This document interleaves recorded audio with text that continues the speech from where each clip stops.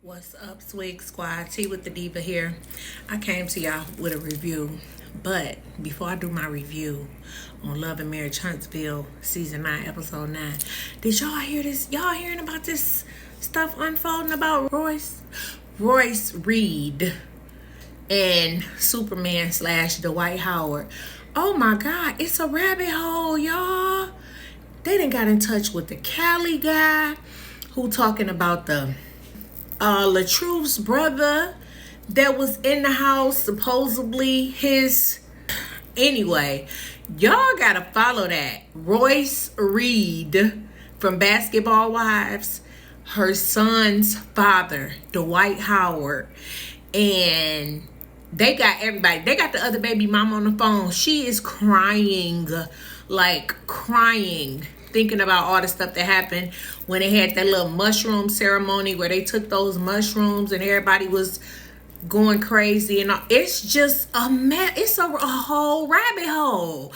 Y'all just check that out. But I got a review from Love and Marriage Huntsville, Season 9, Episode 9. Now, I know Love and Marriage Huntsville come on again this Saturday, but we're not going to talk about that. Welcome to 2025. Happy New Year to everybody. I hope everybody had a great holiday and a wonderful New Year. And yes, here is Love and Marriage Huntsville, Season 9, Episode 9. So as the episode opens up, Lion Trish talking to Ken, and they just talking about her ex-husband. This is my thing with the ex-husband. As much as I can't stand Martell, I agree with Martell on this one. Ken, just move aside. You already got the man's family. Just when that man come around, remove yourself. Allow him to do whatever he gonna do with his kids, talk to his ex-wife, argue with his ex, whatever he gonna do with his ex-wife. And I want you to just go find something to do.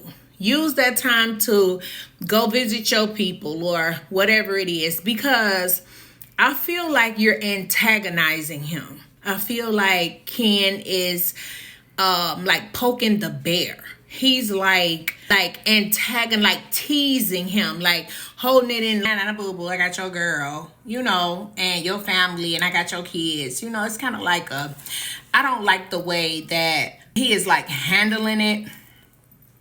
Especially seeing that Trisha is not going to stay with you, sir. She is going to leave. You're going to have to leave her because she doesn't want to be with you. It's one of those situations where you love her a lot more than she loves you. So there will be no longevity with this relationship, allegedly.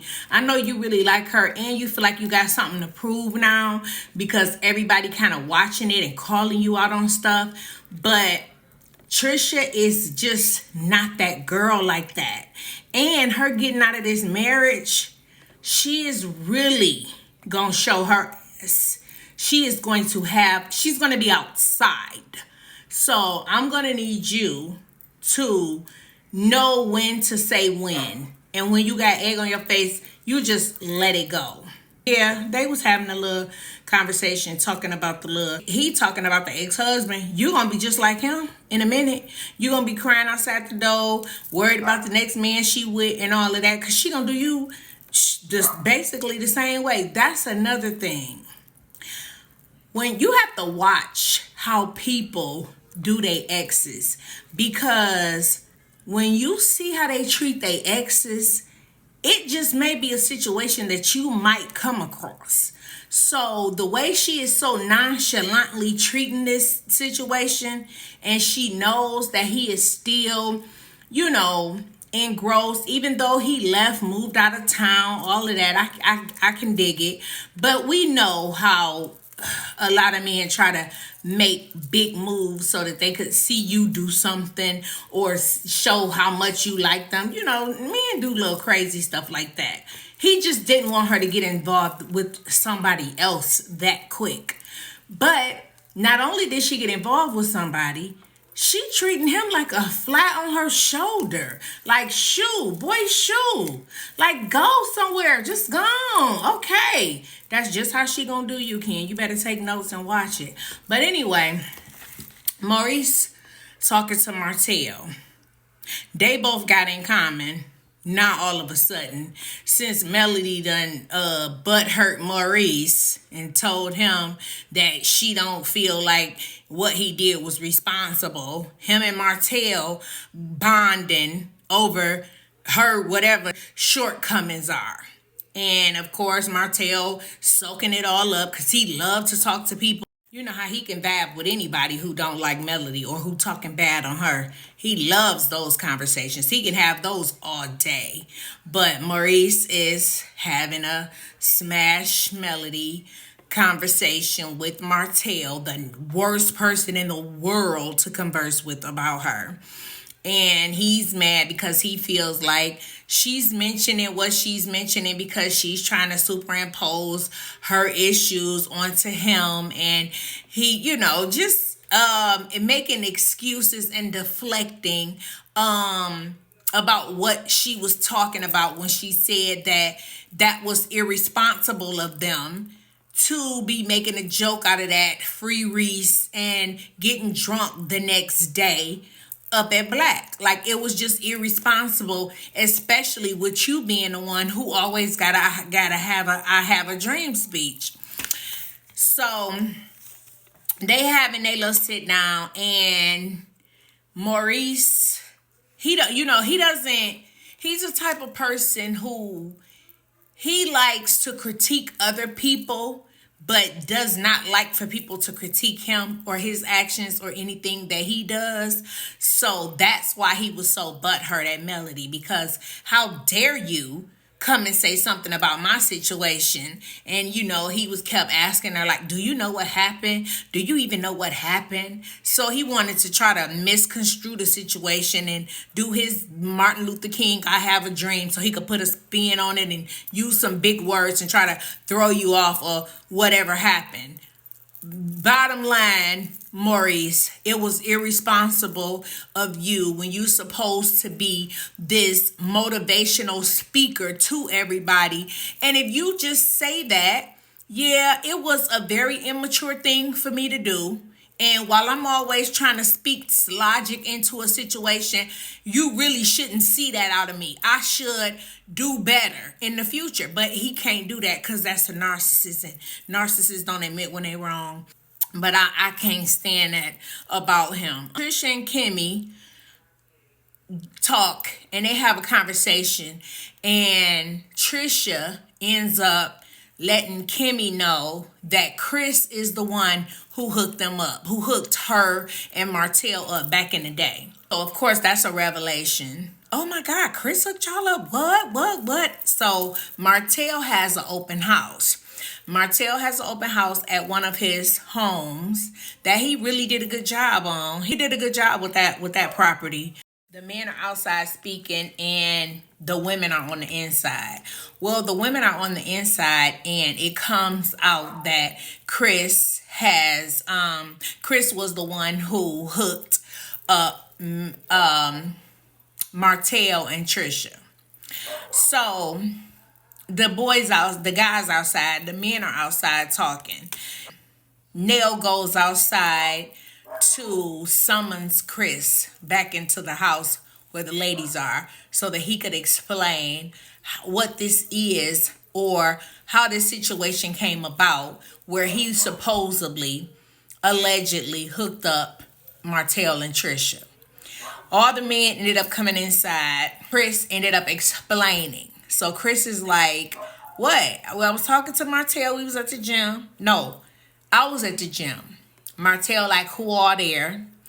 And Chris like, there's some nice ladies here. You got to come down here and check them out or whatever. But you know how men talk. Man, you better get on here, man. There's some hoes over here. Dog, I'm serious. They bad, too. It's a couple bad bitches over here. So, you know how dudes talk, whatever. So, Martell ended up, from that conversation, getting Trisha's information and exchanging his information with Trisha. And this is how they hold bond, which still unfolding. We still getting information out of this situation, and it's tripping me out because I'm like, where does it end? Did y'all really do something? Like, will we get that like in season 10 maybe, or maybe at the reunion of season 10? Because it's like this conversation happened the beginning of the last season. Like, it seems like this was like last season's conversation. This happened at Stormy House a long time ago. And it's still unfolding. Like, different tidbits of the situation is coming out. Just remember, 2 weeks ago, she just admitted that she knew them, that she went to the man's house. It seems like this is the gift that will keep on giving.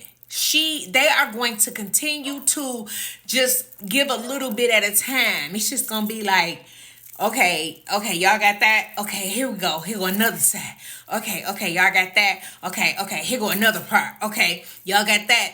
Okay, here goes some more. Like, it's just like, can y'all just tell this story from beginning to end already? Like, can we get the whole Trish and Martell for once and for all, and we don't have to talk about it? Because this storyline is just killing me and putting me to sleep at the same time, because the more I hear about it, the more I don't like the Trish girl, the more I feel like she's lying, she's withholding information, and every time Martell tells a little more, she'll let a little more out from that.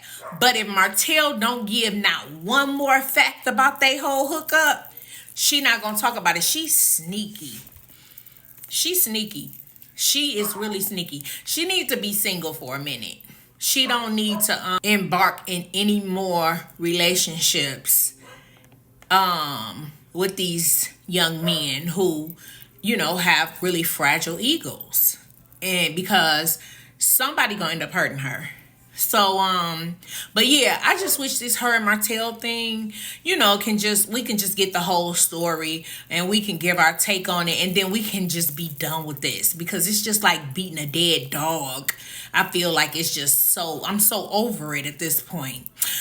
But yeah, Swig Squad, that was really the end of that episode. It was pretty, short and to the point.